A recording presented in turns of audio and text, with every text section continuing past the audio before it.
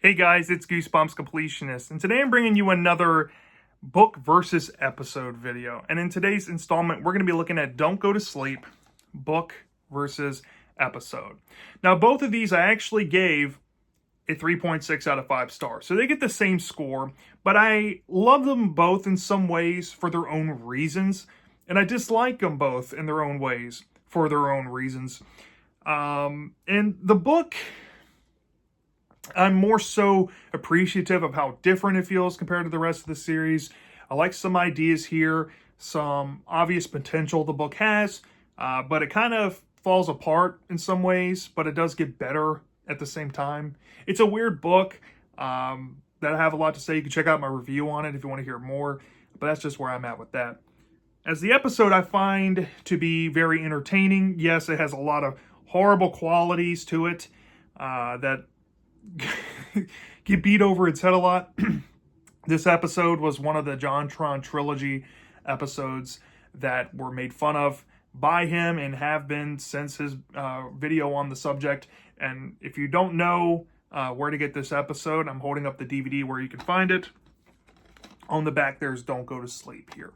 So, if you're not familiar with these videos, what I like to do is I like to face off books in the episodes and go down these different criterias to just show you which aspects I prefer over the other. And then at the very end, I take that all into account and decide which one I think is superior and which one I think is inferior. So the first criteria we always go through is characters. Now, these could be main characters, side characters, villains, etc. We'll go over as many as possible in this one because there's a ton of characters in the book that I don't really feel like they matter to discuss. But we'll go over the main ones to worry about and decide which one I think is superior in either version. The next one we usually run down is atmosphere. Which one had a better atmosphere?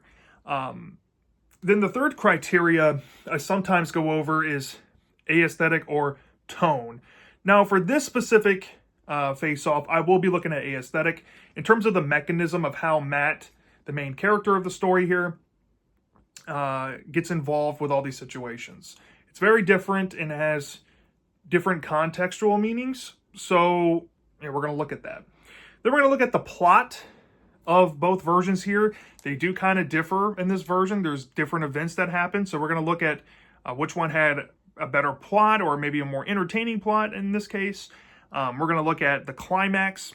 They both offer different climaxes as well. We're going to be looking at which one had a better version of that. And then we're going to be looking at the ending and which one had the better ending. So let's start off with characters. And the main character is a good place to always start. And we're going to start off with Matt. Matt, the main character of Don't Go to Sleep. He is the youngest sibling in a family of 3. In the book, his mom is a widow. Her husband died 12 years prior when Matt was born. So Matt's growing up without his dad. And you get a sense that doesn't really bother him, but he has this younger child syndrome where he feels like he has the short end of the stick compared to the rest of his family because his mom works 2 jobs. They can't upgrade, the living situation. He has the smallest room. He has a lot of things. He has storage problems. He wants and thinks that he needs over his siblings the extra space in the guest room to upgrade his living situation, but in asking to do so, he's denied, and of course, the story progresses from there. So Matt, he's a very entitled kid in the book for when it starts out, but over the course of the story, you do get a sense of Matt's monologue, and in a sense of like how the events are unfolding, you don't really get that much of a detail of how he feels about it. But you do get a sense that he is kind of growing more humble as the story goes along. So, for what it's worth, Matt has a semi-noticeable arc.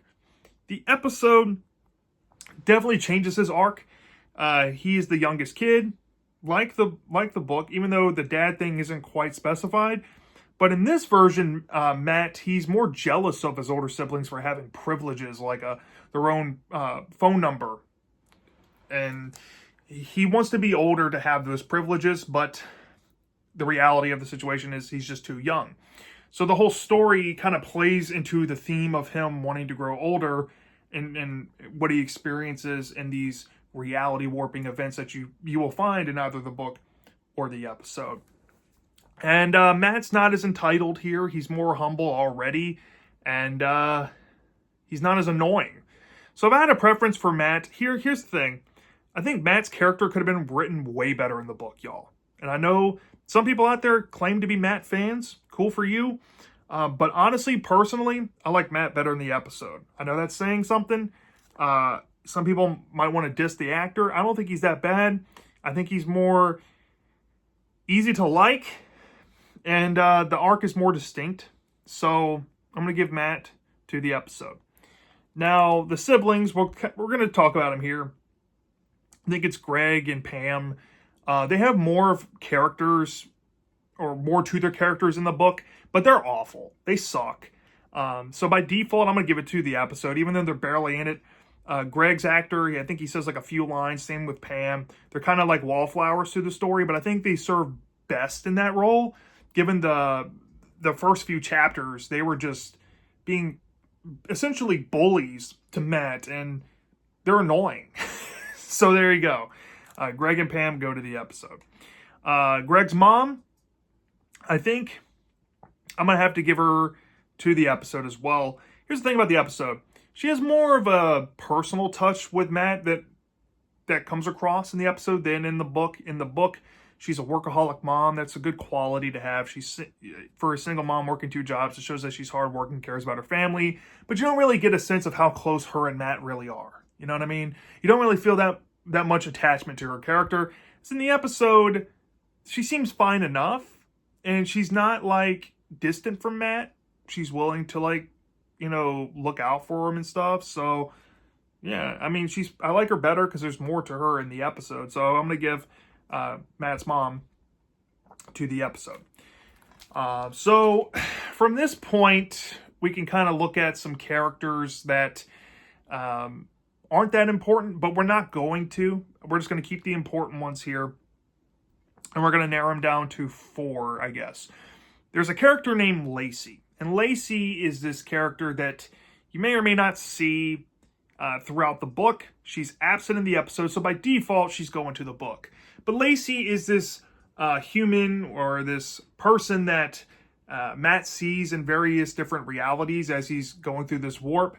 And he finds a solution to, like, reach out to her every time he's in a new reality. And there's a recontextualization moment with her character that kind of makes her more nefarious, which I think is a cool twist, a cool little, change up to that idea. And yeah, she's fine. I think it was wasted opportunity not having Lacey in the episode, but for what it's worth, her book appearance was good enough.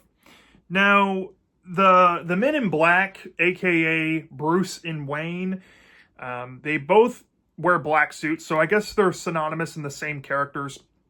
Bruce and Wayne are the names of the Men in Black in the book. In the episode, they're just called the Men in Black because they look like Tommy Lee Jones and Will Smith. But if I had a preference on which one here, I think the book has some fun scenes with them. Like when they get introduced into the story, they're chasing Matt through a scenario where he's in a lion's den or like a lion's cage, and it starts snowballing. But I think in the episode, they have much more personality and charisma, and what they do to Matt is kind of unnerving and a little more scary. And especially the ending involving their characters, I think, is kind of dark with the implications. So if I had a preference with the Men in Black, I'm going to give it to the episode. I'm going to give it to the episode. So that leaves one last character to go over, which is the Judge. The Judge of the Universe. Not in the book. So we can axe the book out and we can bring up the episode here. The Judge in the episode is over the top, just cornball goofy, but in that cool kind of way, you know what I mean? He's the guy that slams the gavel and says, "Guilty, guilty, guilty." That stuff's fun. So, yeah, the Judge, fun character, I wish was in the book. So, with that out the way, the characters so far, I think the episode is doing better here. Now, in terms of atmosphere, the episode is weird.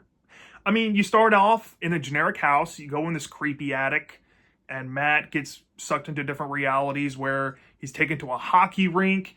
He's in he becomes like a surgeon at a hospital. So you see like a hospital wing. You see this company area where there's a bomb and he has to, defuse a bomb. And then there's a backyard wedding and all that. There's a lot of different set pieces in the episode that I think are valiant given the budget of the show.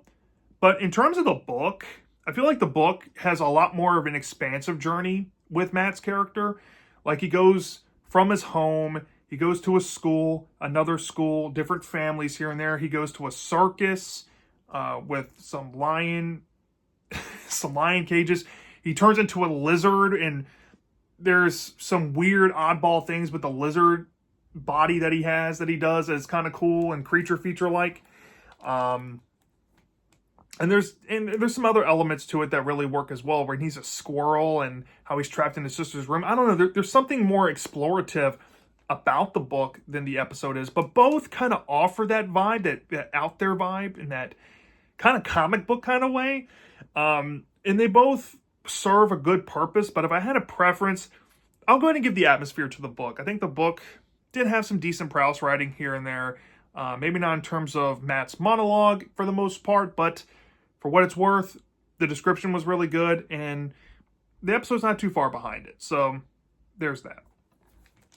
Now for aesthetics, we're going to be talking about the mechanic of how Matt goes into this reality warp.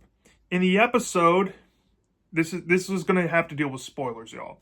There's a revelation when Matt meets the judge that what causes all of this is Matt saying something in the attic involving he hates reality. And this is his punishment for hating reality, essentially.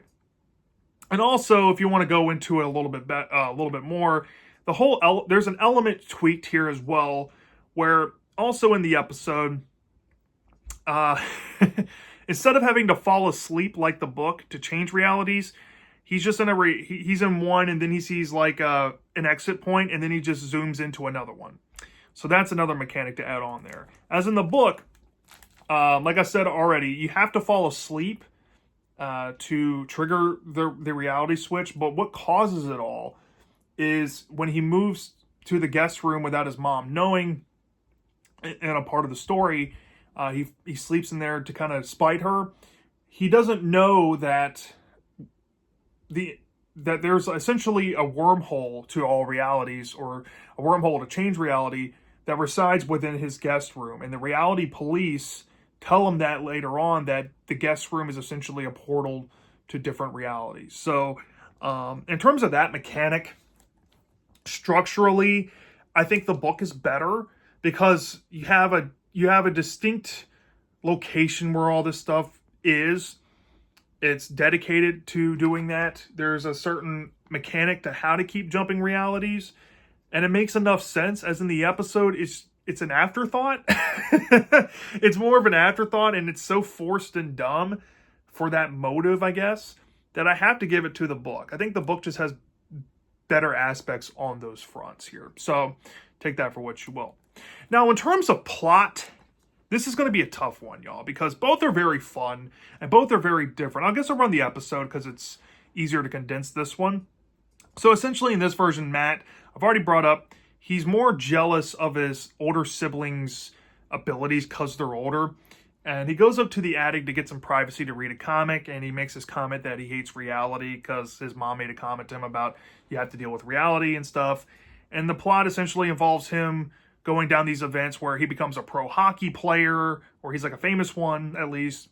He's a surgeon, he's a bomb diffuser, he's getting married, and it all ties into that theme of growing up before you're ready.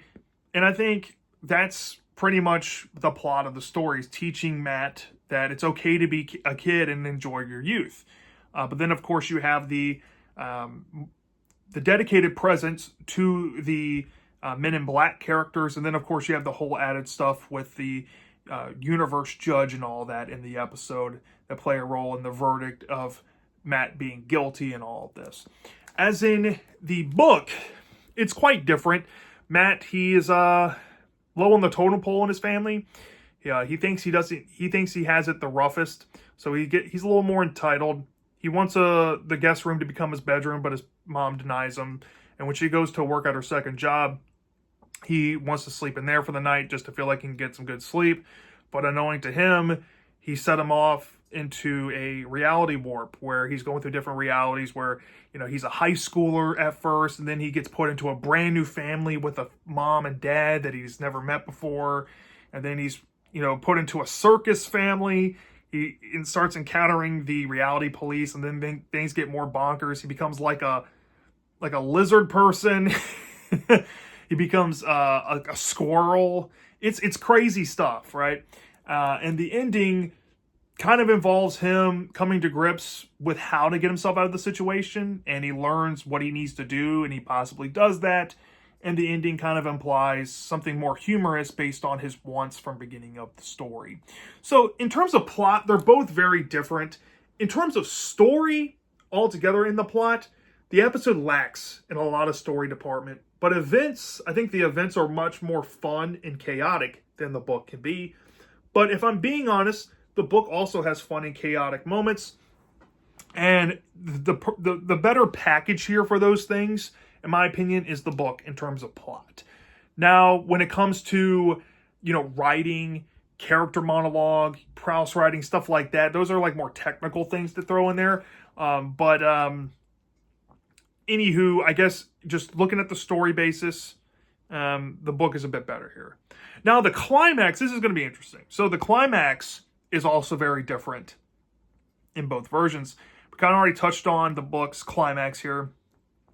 Matt essentially finds out what he needs to do. And he may or may not be stuck in a certain form before he has to fix himself and then be able to do this. But the form he turns into is kind of controversial. It involves being overweight. Yeah, it's kind of mean on that front, but it's just there. And while he's in his overweight form, I guess, he tries to execute his plan. As in the episode, the climax of the story is essentially Matt being captured by the reality police, and he's taken to the reality judge, and he's given his verdict there. Both are very different. Mechanic-wise, I think it makes more sense in the book, given the fact that he has to go through his own personal journey to get himself out of the situation, so I like that a bit more. But the climax in the episode is just so fun, and it's ridiculous, and it's insane. Almost like you're losing brain cells, but I love it for that. So, if I had a preference on the climax, I think I find more enjoyment in the episode, to be honest. But I like them both evenly here. I don't have a preference of which one. If I had to give a winner, I'm going to give it to the book, kind of. But I'm just going to deadlock them here. I like them in their own regards. Entertainment-wise, I like the episode more. Constructively-wise, I like the book more. Which brings me to the ending. The ending is very humorous in either version here. One is a little bit darker, though. So, the ending of the book, that you're going to have to get into mild spoilers here, involves Matt, coming back to his own reality.